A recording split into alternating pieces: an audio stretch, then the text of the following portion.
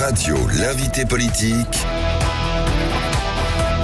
Jean-Jacques Bourdin. Il est 8h34. Bonjour à toutes et à tous. Merci d'être avec nous sur l'antenne de Sud Radio. Vous voulez savoir, alors parlons vrai avec Christophe Béchu, encore ministre de la Transition écologique et secrétaire général d'Horizon, le parti d'Édouard Philippe. Christophe Béchu, bonjour.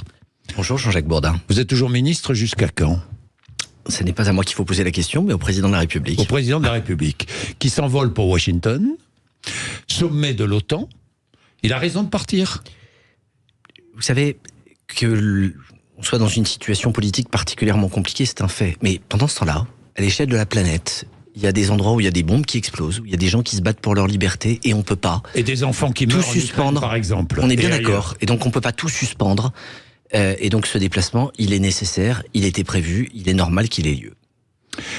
Le président de la République attend avant de nommer un Premier ministre. Il attend. Il attend, par exemple, que les groupes soient constitués à l'Assemblée nationale. C'est cela ?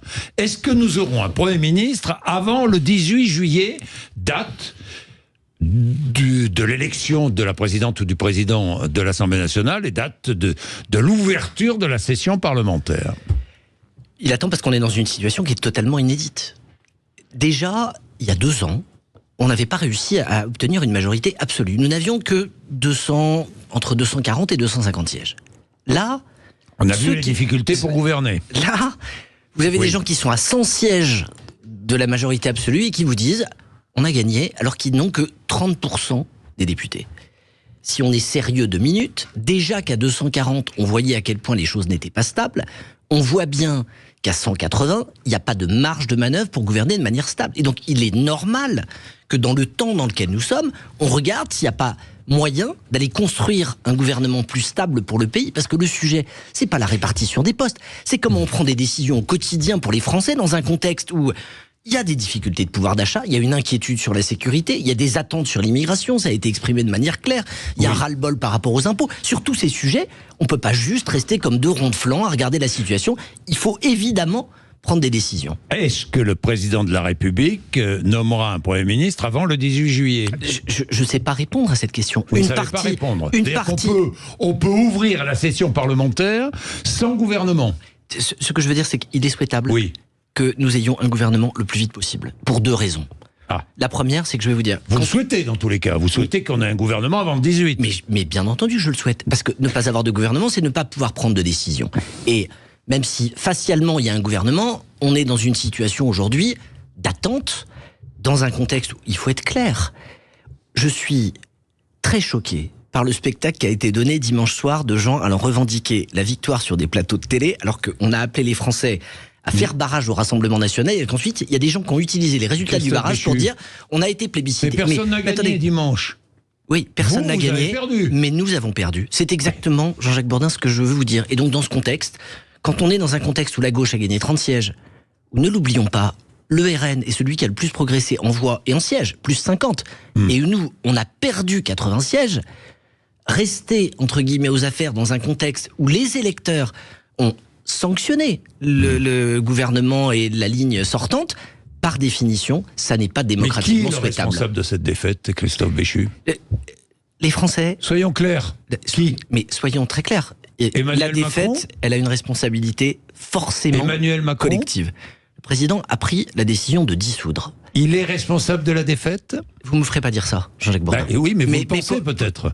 Non. Ce que je pense, franchement, par rapport au passé, a moins d'importance que le sujet qui est devant nous. Oui, d'accord. Enfin. Et donc, je vais vous répondre là-dessus. Oui. Moi, mon inquiétude, c'est un Parlement divisé en 3 blocs et des gens qui revendiquent la victoire alors que ils proposent quelque chose qui va à l'encontre de ce que la majorité de ce pays a exprimé dans les urnes. Le pays n'a jamais été autant à droite.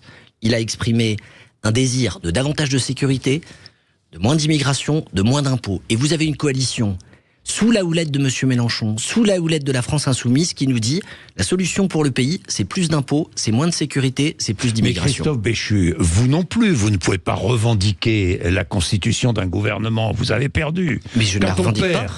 Bon. Mais attendez, soyons très clairs, je ne la revendique pas. Bon. Je dis aujourd'hui que, de la même manière que nous avons répété qu'il ne fallait pas que le RN arrive aux responsabilités. Nous ne pouvons pas nous résoudre à laisser la France insoumise arriver aux responsabilités. Bien, le nouveau Front populaire donc met en garde le président de la République contre le maintien prolongé de Gabriel Attal à Matignon. Si Emmanuel Macron le fait, ce serait un coup de force démocratique auquel nous nous opposerions de toutes nos forces.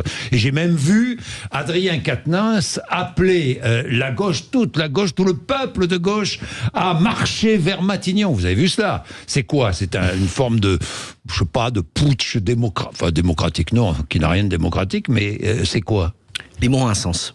Oui. Le mot démocratie en a un. Oui. Si on est attaché à la démocratie, c'est on gagne quand on fait plus de 50% des sièges. Et je vais vous dire un truc, s'il y a bien des gens qui ne sont pas qualifiés pour donner des conseils sur le plan de la démocratie, ce sont les insoumis.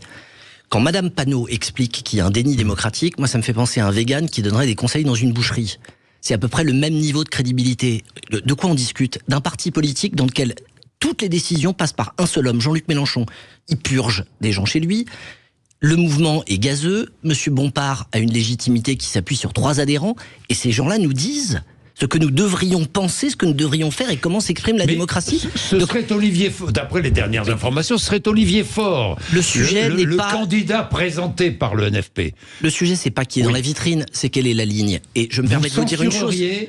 Un gouvernement avec des LFI à l'intérieur de ce gouvernement? J'ai du respect pour Monsieur Faure, j'en ai pour Madame Tondelier, j'en ai pour des quantités de responsables politiques. Mais je ne peux pas imaginer que nous laissions un parti extrémiste comme la France Insoumise, qui fait de la haine des policiers son fonds de commerce, qui a soufflé sur les braises de l'antisémitisme depuis le 7 octobre, qui propose un programme économique totalement délirant devant lequel le reste de la gauche a capitulé. Je ne peux pas imaginer qu'on ne construise pas une alternative. Et donc je salue les déclarations de Xavier Bertrand ou d'Olivier Marleix disant hier nous pourrions faire une coalition ensemble si le président de la République se tournait davantage vers la droite. Parce qu'il y a la proposition, au moins le NFP a le mérite d'être clair. Ils sont en train de travailler à la constitution d'un gouvernement avec un Premier ministre. Je pense que vendredi, nous aurons de nouvelles informations, d'après ce qu'on dit. Bon, mais vous en êtes où? Parce que ça paraît compliqué, votre affaire. Vous avez, si j'ai bien compris, Renaissance est en train de se disloquer. On est bien d'accord? Je vous laisse finir votre analyse. Non, mais est-ce que Renaissance est en train de se disloquer? Écoutez, moi je ne suis pas Renaissance. C'est pas une analyse, c'est une question. Je suis Horizon. Donc je n'ai pas participé aux réunions internes de groupe. Ensemble, c'est du passé, hein, ensemble. C'est un mot qui a vécu des... Ce qui unit la majorité, je vais vous dire. Oui. Malgré, évidemment, la tempête que nous traversons, malgré le ressentiment de beaucoup de députés contre la décision de la dissolution, mais franchement... Mais ils sont foudrages, les députés. Oui, mais même foudrage... Béchu, ils sont foudrages contre Emmanuel Macron. Jean-Jacques Bourdin, il y a tellement moins d'écart entre l'aile gauche de la Macronie et l'aile droite de Horizon qu'entre Philippe Poutou et François Hollande. Donc si on est sérieux 2 minutes, je vais vous dire, ce qui nous réunit est infiniment plus fort que ce qui nous sépare. Bien. Mais il n'empêche que chacun est en train de reprendre son indépendance. Il suffit d'écouter Édouard Philippe, le patron d'Horizon, franchement. Christophe Béchu. D'abord, il en veut beaucoup à Emmanuel Macron. Ça, c'est la première chose. 2, il propose quoi maintenant? Une alliance? Vous proposez une alliance avec les LR. On est bien d'accord? Tout à fait. Mais ça représente quoi? Ça représente 220 députés, 230 députés. Vous gouvernez comment avec 230 députés? Le meilleur scénario, c'est quoi? Oui, c'est quoi? Parce que les Français veulent savoir. C'est une coalition qui va des Républicains aux sociodémocrates. Et c'est le seul moyen numérique d'atteindre les 290 sièges. C'est qui les sociodémocrates? Sans RN et sans LFI. Les écologistes, les socialistes. Exactement. Donc ça permet d'avoir les 290 sièges si vous allez globalement des Républicains aux socialistes. Des sociodémocrates aux Républicains. Attendez, ça c'est la meilleure solution. Oui. On ne peut pas dire que sur les plateaux de télévision depuis dimanche, beaucoup de gens aient plébiscité ce qui semble être le meilleur moyen d'atteindre cette majorité absolue. Avec des socialistes qui disent jamais sans LFI. Ça me consterne. Ça me navre. Laissons de côté. Mais je le constate. LFI. Non mais attendez, mais je le constate à la minute où on se parle. La nouveauté d'hier, c'est d'avoir des responsables des Républicains, pas n'importe qui. Olivier Marleix, qui est le président sortant du groupe, qui n'est pas connu pour sa tendresse envers le président de la République, Xavier Bertrand, qui n'a pas non plus ménagé par le passé, et qui disent tous les deux, pour faire barrage à l'extrême gauche, le moment est venu de faire une coalition. Moi, j'appelle à ce qu'on saisisse cette main. J'appelle à ce qu'on travaille de manière effective à construire cette coalition entre une majorité sortante et la droite, et de manière très claire. En mettant tout sur la table, et en particulier le fait que dans l'expression des Français, il y a une forme de désir de cohabitation, il y a une forme de désir qui est du changement, et donc il faut également être capable de les prendre au mot. Il y a des discussions engagées avec la gauche, Christophe Béchu, franchement. J'espère qu'à tous les niveaux, non mais franchement, on est en train d'essayer de regarder comment le rendre possible, et le rendre possible, ça veut dire poser clairement sur la table le fait que le Premier ministre n'a sans doute pas vocation à être issu du bloc central pour tenir compte de l'expression des Français. Le Premier ministre devrait être issu de quel Je considère qu'il faut clairement mettre sur la table la possibilité pour travailler avec les Républicains de leur confier la responsabilité de Matignon. Donc, si vous voulez faire une coalition et quelque chose de nouveau, un Premier ministre républicain. Alors, je ne vais pas... Jean-Jacques Bourdin, je ne vais pas m'élever au-dessus de ma condition. Moi, à titre personnel, vous le souhaitez. J'exprime un souhait, j'exprime une conviction. Nous devons proposer une alternative au pays, au nouveau Front populaire. J'exprime un chemin. Je ne vois pas comment, pour fabriquer une coalition, le préalable pourrait être d'expliquer que on ne va rien changer à la manière dont on fait et qu'on va conserver le pouvoir alors même que nous sommes le bloc qui a perdu le plus de députés. Et j'exprime un désir, c'est que ces discussions, elles soient les plus rapides, les plus larges et les plus opérationnelles possibles. Sans faux semblant. Engagées. Jean-Jacques Bourdin, deux choses. On n'est pas en train de discuter d'une alliance en vue de l'élection présidentielle et on n'est pas en train de construire un programme de gouvernement sur 3 ans. On est en train de se demander comment, sur 12 mois, on est capable, à partir d'une liste de priorités, de pouvoir répondre à la fois aux attentes exprimées par les Français lors des 3 dimanches d'élection que nous venons de vivre, et aux problèmes et du monde et du pays dans le contexte dans lequel nous sommes. Soyons clairs. Est-ce que les discussions ont été engagées avec LR et avec des sociaux-démocrates qui pourraient être, je sais pas, à l'entourage de Glucksmann ou autre? Franchement, oui, non. Des discussions sont en cours.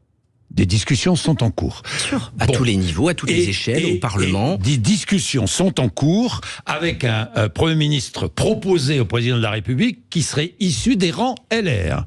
Ça, c'est la proposition faite hier par Xavier Bertrand et par Olivier Marleix, et je le dis, c'est un fait politique nouveau à la fois par rapport à ces derniers jours et par rapport à ces dernières semaines. Et c'est un sujet sur lequel il faudrait... Ça, c'est de la responsabilité du président de la République et de la capacité et de la capacité à construire une coalition. Vous allez proposer un non. Je souhaite qu'il y ait cet accord. La question du non, elle doit aller avec la discussion de l'accord, mais on ne peut pas discuter que du non. Oui. Quelle est la plateforme, quel est le sujet sur lequel on met d'accord, quels en sont les contours et comment on fait en sorte pour que cette coalition soit la plus stable. Je vous confirme. Mais Xavier Bertrand, ça serait une possibilité? C'est quelqu'un pour lequel j'ai beaucoup de respect. Bon, donc si j'ai bien compris, c'est le mieux placé, quoi. Mais attendez, encore une fois, ne me faites pas dire ce que j'ai pas dit. Non, mais je vous ai dit un certain nombre de choses que je pense, mais vous ne me ferez pas dire ce que je n'ai pas dit. Bien, j'ai vu que le Premier ministre, dans le sondage que nous sortons, IFOP fiducial pour LCI, Le Figaro et Sud Radio, j'ai vu que le Premier ministre préféré des Français était Gérald Darmanin. Vous l'oubliez? Je n'ai pas vu ce sondage. Ah oui, mais moi je l'ai vu. Je l'ai vu ce matin. J'ai cru comprendre que l'envie et l'ambition de Gérald Darmanin, après près de 7 ans au gouvernement, était de pouvoir réintégrer, entre guillemets, la vie parlementaire. Il a beaucoup servi, et je n'ai aucun doute sur le fait qu'il sera une pièce maîtresse au Parlement, dans la période qui arrive, et où beaucoup de choses vont se passer compte tenu de la configuration politique dans laquelle nous sommes. Bien, encore deux, trois questions tout de même. Marine Le Pen et Édouard Philippe ont dîné ensemble en décembre. Édouard Philippe l'a reconnu. Ça vous choque ou pas? Ça choque. Je ne sais pas si ça choque les Français. Pourquoi ce dîner? Pourquoi accepter de dîner avec Marine Le Pen pour échanger? Pourquoi? Il est Qui l'a jamais... proposé d'ailleurs ce dîner? Moi, ce qui m'intéresse, j'en sais c'est de rien. savoir qui a eu l'idée de ce dîner, parce que c'est le plus important finalement. C'est pas le fait de dîner, c'est le fait de proposer à l'autre. Monsieur Bourdin, il y a des questions auxquelles je ne peux pas répondre tout simplement parce que j'ai pas les réponses. Vous Donc n'étiez si vous pas voulez là, savoir oui, mais- ce qu'ils ont mangé, qui l'a Non, non, ce proposé, qu'ils ont mangé ne à quelle heure ça a m'importe- commencé. Non, mais m'importe peu. ce que je veux dire, c'est que Je veux savoir qui a proposé le dîner, donc, c'est ce qui m'intéresse. Moi, ce que je peux vous dire, Oui. c'est deux choses. D'une part, il est jamais inutile de savoir qui sont vos adversaires politiques. Et deux, est-ce que depuis ce fameux dîner dont on essaye de faire un scoop, il y a eu de la part d'Édouard Philippe la moindre évolution sur sa ligne, la moindre complaisance, la moindre compromission? Il est un de ceux qui, aussi bien pendant les élections européennes que pendant ces élections législatives, a tapé avec le plus de force et le plus de constance contre la menace de voir arriver le Rassemblement national aux responsabilités. Donc c'est vraiment un scoop, entre guillemets, ou une info qui est de l'ordre du pchit le plus total. Bien, Christophe Béchu, la présidentielle de 2027 a commencé. C'est clair. Ah non, non, vous souriez, mais c'est vrai. C'est vrai. Est-ce Je que souris parce qu'on a aujourd'hui, tendance... vous pensez qu'Édouard Philippe est le leader naturel de tout le bloc droite, républicaine, centrale, même si je commence à être un peu exaspéré, j'imagine que vous aussi, quand on qualifie le RN de non républicain. Bon. Non républicain, le RN, ou républicain? Vous savez, pourquoi je souris? Pourquoi je souris? Attendez, question d'abord. vous me posez trois questions en Non, une. non, mais moi, très Donc, vite, celle-là, on l'évacue. moi, je commence par vous dire, ce qui me fait sourire avant toute chose, c'est que Oui.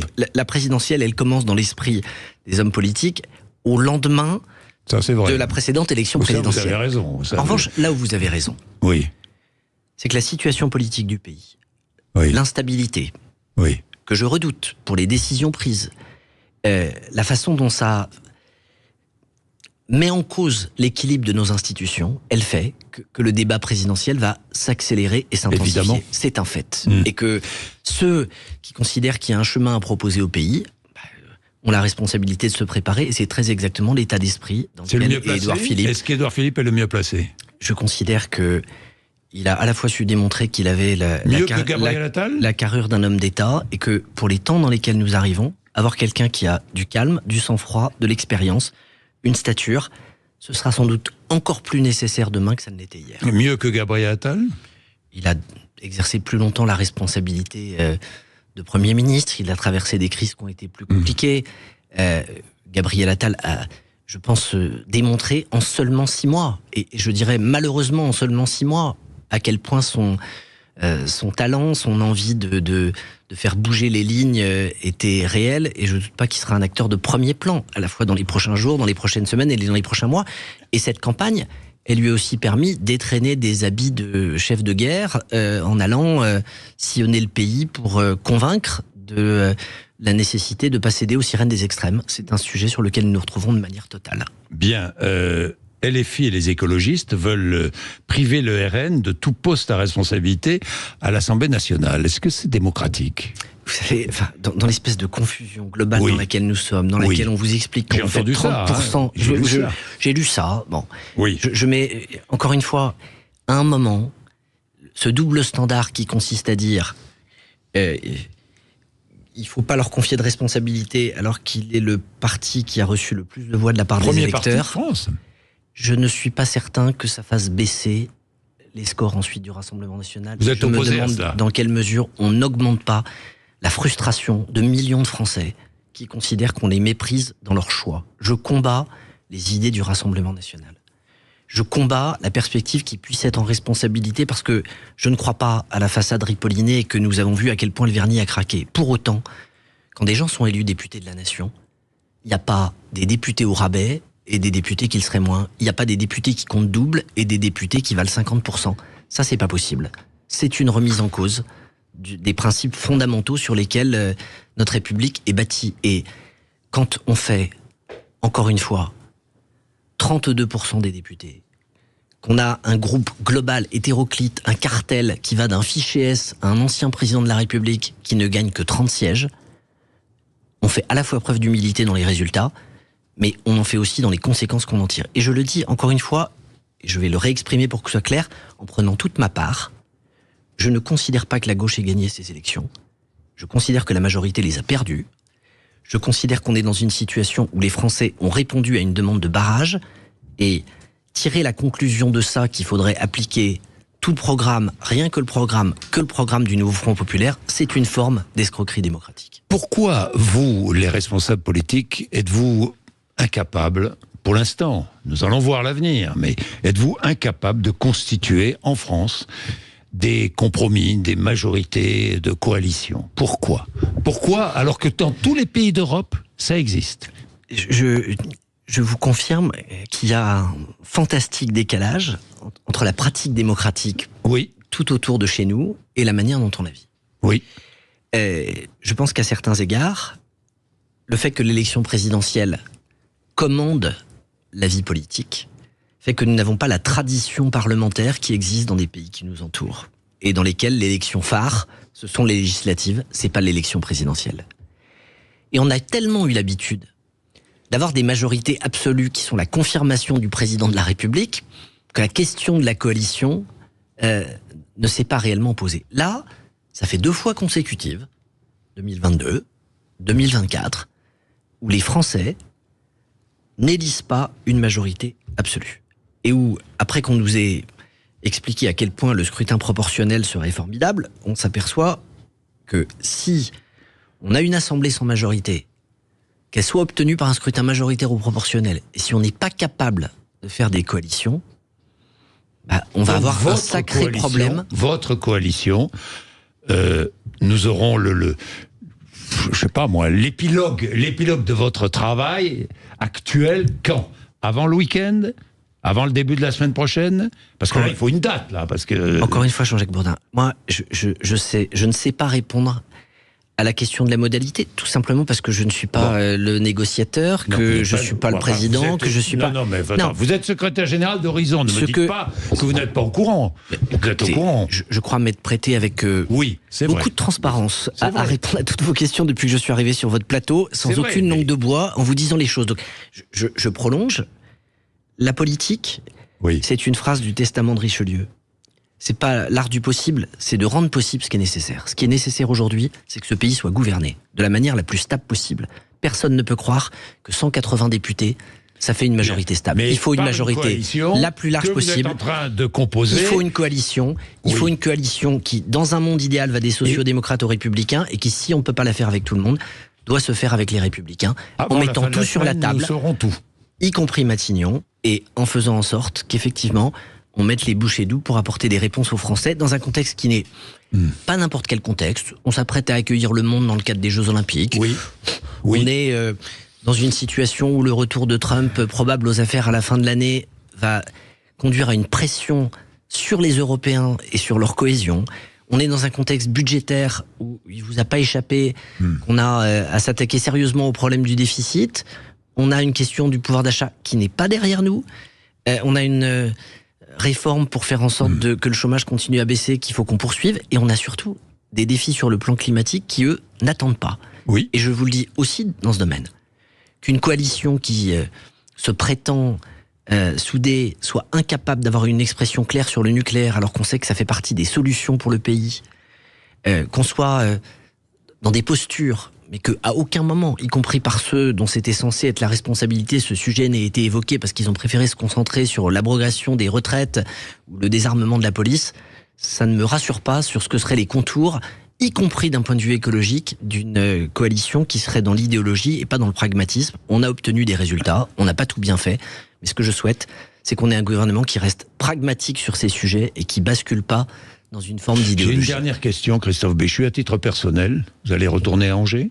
Je vous le confirme, à titre personnel, mon souhait, c'est dès que je serai déchargé de mes responsabilités gouvernementales, ce sera de retourner dans ma ville, de recommencer à m'occuper de cette ville et de me consacrer avec d'autres, mais au sein d'Horizon, à l'écriture d'un projet présidentiel pour faire en sorte d'apaiser le pays.